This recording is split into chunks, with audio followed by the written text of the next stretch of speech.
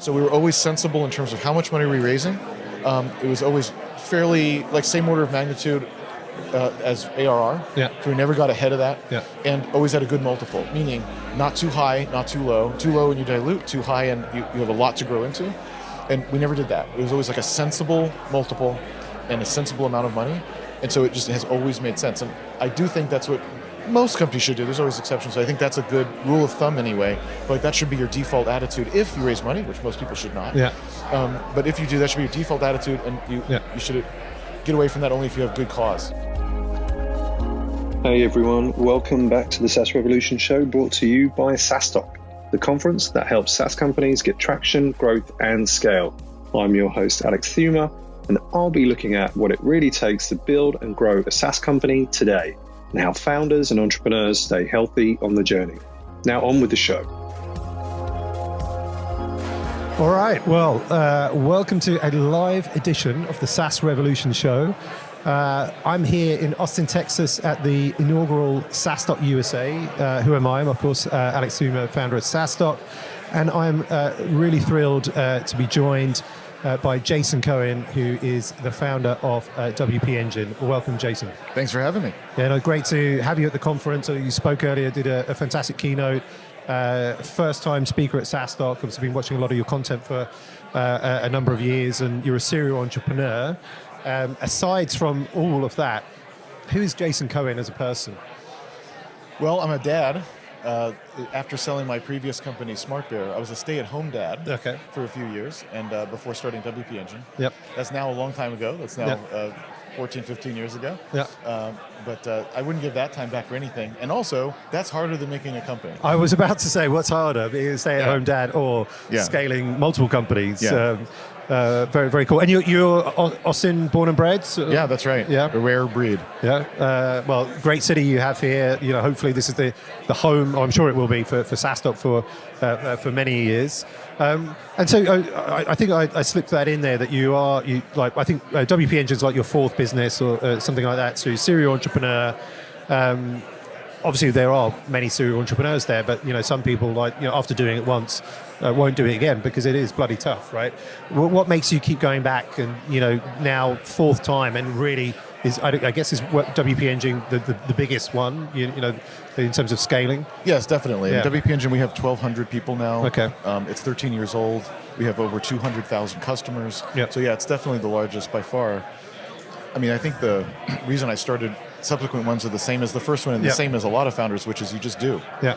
Like it doesn't. I don't know that there's a lot deeper than that. Yeah. And people say things like, "Well, no one would want to hire me," or I'm annoying and I have to do things my own way." Those things are all probably true, but I know a lot of people who are annoying and have opinions and don't start companies. So I think there's just something in a person that they decide to do that. And so why did he do the second one? Because he did the first one. I don't know. That's still there, whatever that is. But how about let's say some of the challenges that come with it? Like, so look, I'm a first-time entrepreneur, and I certainly get my share of grief about working hard and sort of not being present or traveling a lot and the strain that it can put on family on the one side. Have there ever been that conversation like, oh, not Jason, don't do it again, or you've got a very supportive partner?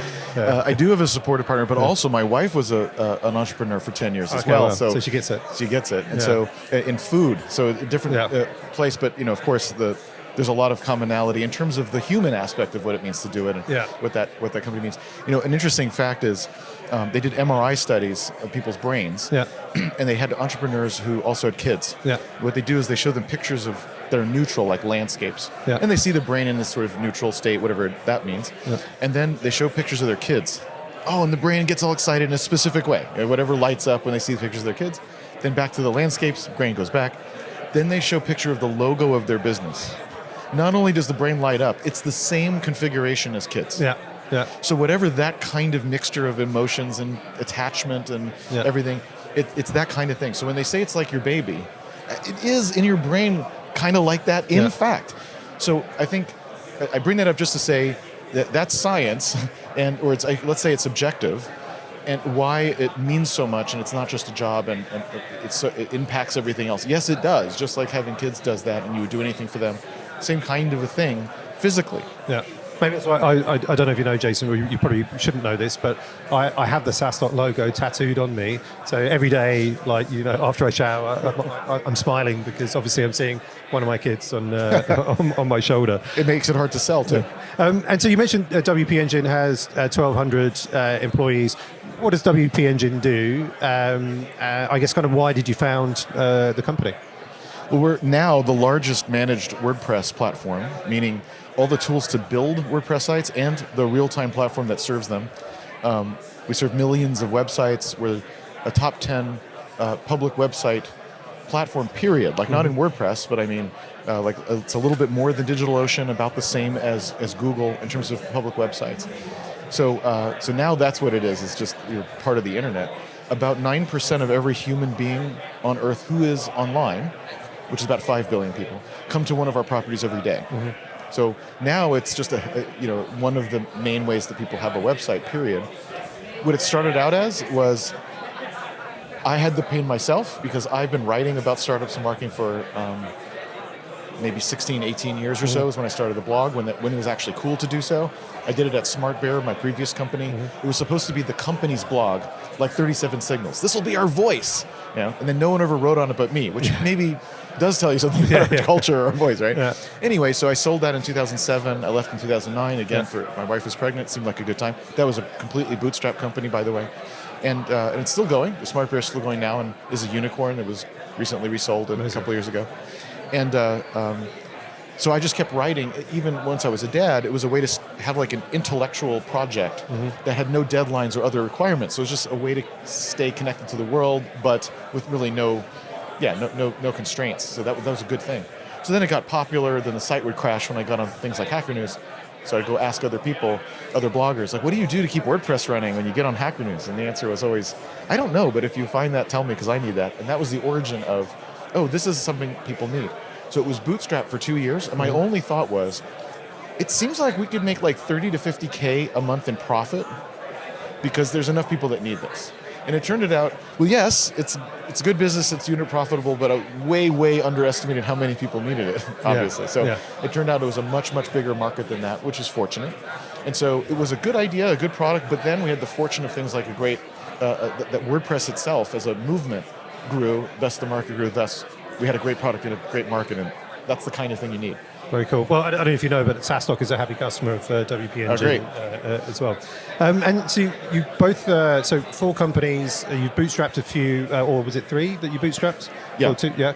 But WP Engine, venture-backed, raised a bit of after about capital. 2 years, the opportunity became clear, and I wanted a different path. Yeah. Because, of course, raising money, different constraints, different things you're trying, different goals. Yeah. And so it was a combination of having bootstrapped several times already, a combination of this is a new game, a different game, so I want to try a different game, and just a place in my life. Yeah. I want a bigger team. I don't want it to be just me. I don't want to, because I want to be home more, et cetera. Yeah. So a combination of personal things and what the company could be. Also, again, the market became obviously huge, which is another factor you have to do if you raise money, because if you raise money, institutions need to see you become a unicorn or possible to become a unicorn for the math to make sense. So, but this one, it became clear over time, like, this is one of those. Yeah. And of course, it did. And so those factors together, I decided to raise money. Now, but at first I only raised $1 million. Yeah. And so it's not like went out and it wasn't nuts. Yeah. So we were always sensible in terms of how much money we were raising.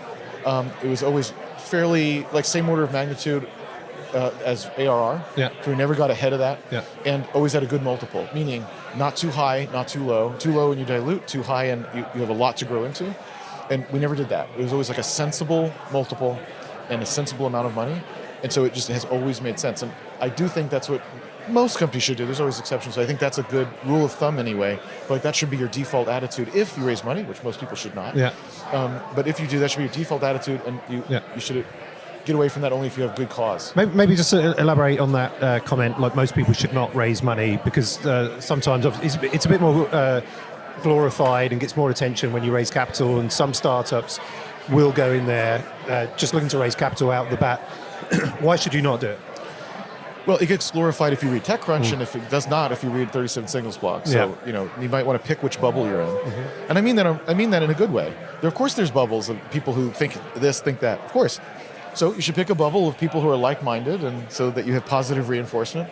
And anyway, if you're outside the bubble, you'll get quote-unquote advice and ideas that may be inappropriate for you, not because they're bad or wrong, it's just not for you. So you should pick a bubble. That's right. Anyway, well, the fact is that almost no company is funded. Like only a few companies get funded a year relative to the number of companies. There's like 1 million companies get started a year, and literally, right, in the world, and how much get funded? 1,000 maybe. So first of all, it's just not the normal way. So the status quo is it's not right. The second thing is, again, if you're I'm not really counting like friends and family. You raise 10K and never more. To me, that's still sort of self-funded a little bit. I mean, if you're thinking heavy angel or institution, that's what I mean by funding.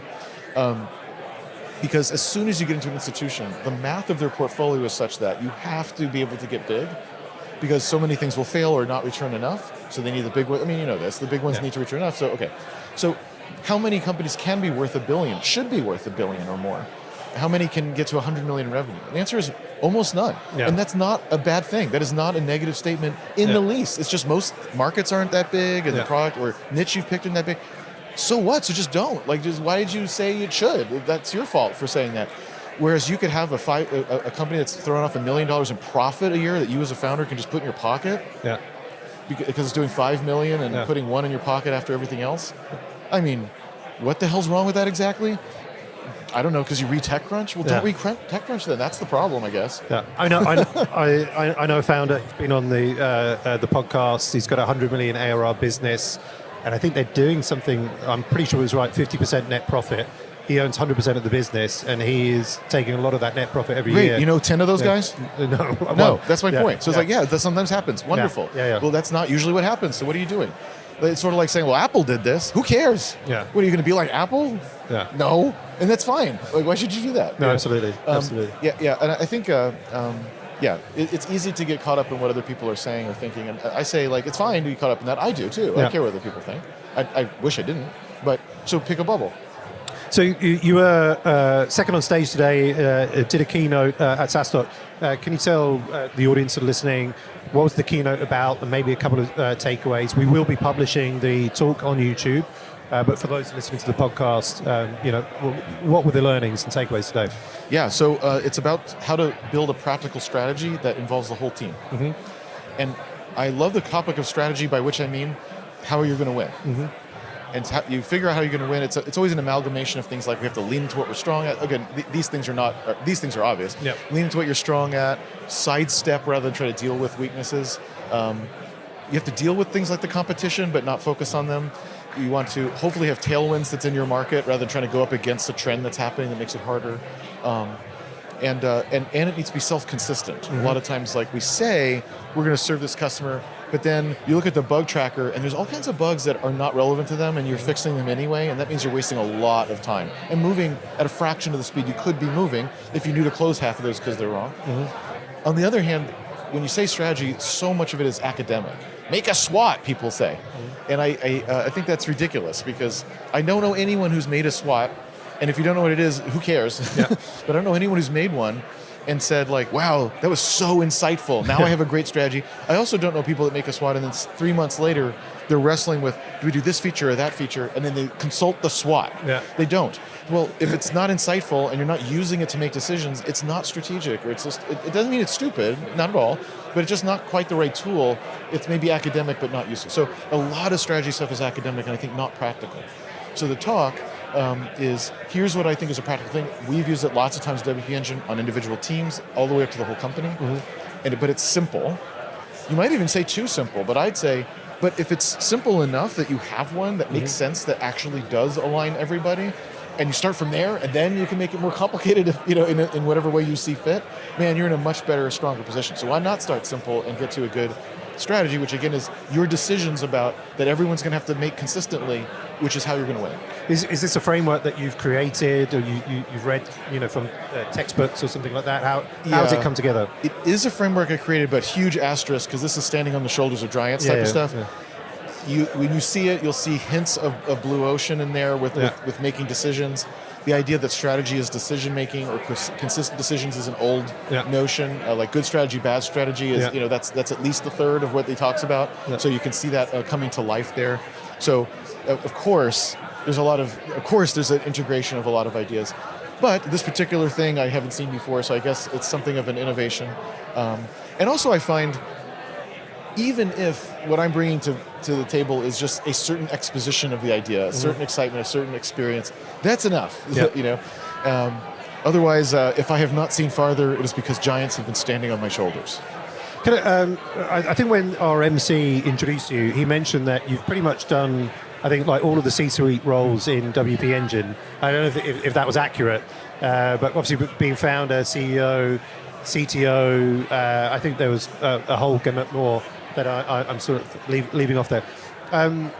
Tell me a little bit about that and why that is, and like going into all these various different seats and replacing yourself. So I was a CEO for 4 years as the founder.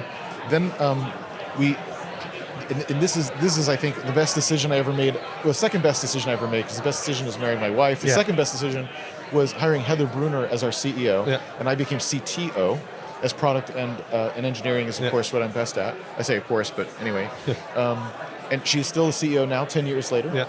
And then I was that until very recently, and then I moved over as the Chief Innovation Officer, which is a fancy way of saying I get to work on things like strategy and helping with special projects like internal data stuff, maybe AI stuff coming up, which we shouldn't talk about because everyone talks about it. But still, of course, we're doing something with it. So it's a way for me to have no direct reports and to be impactful. So the way I think about that, and the reason I did all that, is a system that I published about, so you can go to my blah, blah, blah and read it. So I won't belabor it, but I'll just say it's an intersection of what do you love to do and what are you good at and what the company actually needs done, which is a big thing founders often forget because they just do what they want. And, and so I use that, and I know it sounds simple, but I do use that, and I have used that over time to make these very big decisions. And that's kept me in a place where I'm not burning out and where I'm contributing and all this nice stuff. Very cool. So we're going to move into the quick-ish fire round here, Jason. So we'll go through this. What one thing has moved the needle the most for you in your career? Focus. When you can say no to things that are not the most important things, it's amazing how much faster everything seems to move. In fact, the strategic talk I did today, again, I don't want to belabor it because you'll just go watch the video. I don't have to repeat it here, but a lot of it is about that. It's about like if we are just going in the same direction on the same things, like we'll go so much faster. And, but it's so hard. You don't want to say no to any good idea. You don't want to say no to any customer, especially if they're already paying you money. So to have the fortitude to do that anyway, it is the best kind of highest leverage thing you can do. What's the best advice you've ever received? I think. It's just so dumb because it's so commonplace. But when people say be yourself, I would say that with a caveat, because you can't completely be yourself if you're, say, the founder or an executive, because you can really cause a lot of trauma if you're flailing around, having every emotion and every thought in your head flying around at everybody else. That's actually quite disruptive. So in that sense, you can't necessarily always be completely open or be yourself. But the notion that you have, whatever your personality is or your strengths, the notion of like, rather than saying these are weaknesses, I have to fix them, the notion to say, no, those are my strengths, those are my superpowers, and so I'll put myself in a place where that's needed, that's wanted, that's useful, and I'll sidestep. There's many ways to sidestep. I won't build that kind of business, or I'll hire other people who will have this responsibility. There's many ways to sidestep it, rather than quote unquote fixing it. It is possible that you have some weaknesses that are so bad, so destructive, you have to bring it up, not into a strength, just like file it off so it's not so horrible. Maybe it goes just to neutral, right? Occasionally. But mostly you should be just focusing on those strengths. And so in that sense, to be yourself and to lean into that and make decisions around you that do that. Although, of course, this is not new advice. To me, it's an S-tier piece of advice. Okay. Biggest failure that you've made and lesson learned from that? This is always a real disingenuous thing. You have really successful companies like, what failures? It's like, I don't know. I guess it was fine. So instead, let me pick a useful, instructive failure. We tried to do an affiliate program early on, and it didn't work at all. So our conclusion is affiliates are not going to be good for us. then maybe 4 years later, with a new head of marketing, he was like, I want to try affiliate program. We're like, it doesn't work. So he said, well, let me just try it anyway. And of course it worked. And so the nice learning there is, failure is kind of like in quotes, like, I don't know, like maybe something that didn't work works later, or works if it's someone else. Maybe you're not as smart or good as you thought you were. And that's really useful, because a lot of times in startups, there's things that fail. This feature, this marketing channel, lots of things like that are failures. It's kind of neat to know, might not be a permanent failure. You may not want to try it immediately. Something's got to change. Time has moved, market has changed, new person's doing, something's got to alter, so you're not just repeating a failure that's down. But if something substantial has changed, hey, maybe it's still on the docket. So that's a useful way to realize not every failure is permanent. What do you think, in your opinion, would be like the hardest thing about scaling a business in 2023? I think right now it's the general malaise that I feel everyone has. And I can't tell how much of it is like a COVID hangover that we still have, where we're still traumatized by all that. I don't know how much of that is the work from home stuff, which even if you like that most of the time, that doesn't mean that's not causing you other kinds of effects. Or just the fact that we're in general not seeing each other, or people who are more extroverted and do get energy from people aren't getting that. So so how much of it is caused by what? I have no idea. But I do believe that across the board, there's malaise, there's anxiety, cortisol levels are up, people are not as happy. And that is tough, because if you combine that with being at scale where everything's harder, especially people stuff, and then you combine that with work from home or work virtually or whatever, so that again, it's even harder for those types of things. You could argue it's fine for writing code, but I don't think you can argue for social connectivity that it's better to be apart like that. And I'm not saying that means you got to go to the office. I'm just saying, surely that's a negative downside, is like, it's a lot harder to do that. And so if you have malaise, this can't be good for that. So I feel like trying to continue to scale, have a culture, be upbeat, man, it is tough right now for that. Well, Jason, like we said for the audience, if they want to see the full keynote, they can see it on SaaStock's YouTube channel.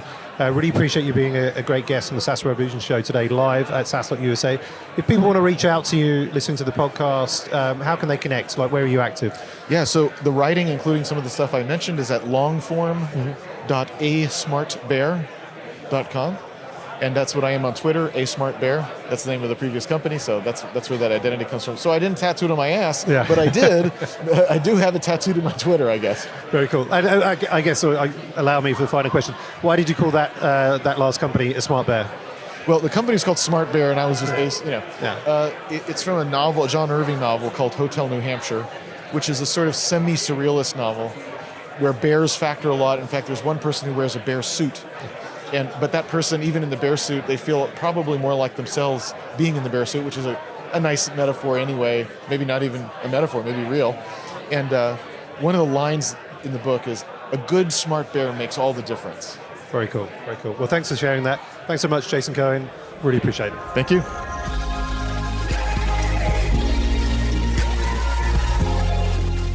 Thanks for tuning in to this week's episode of the SaaS Revolution show. I hope you enjoyed it. And if you learned something from it, check out SaaStock.com/events to find all the upcoming SaaStock conferences around the world. Want exclusive SaaS content and actionable insights to grow your SaaS? Join our community of over 36,000 SaaS founders at SaaStock.com.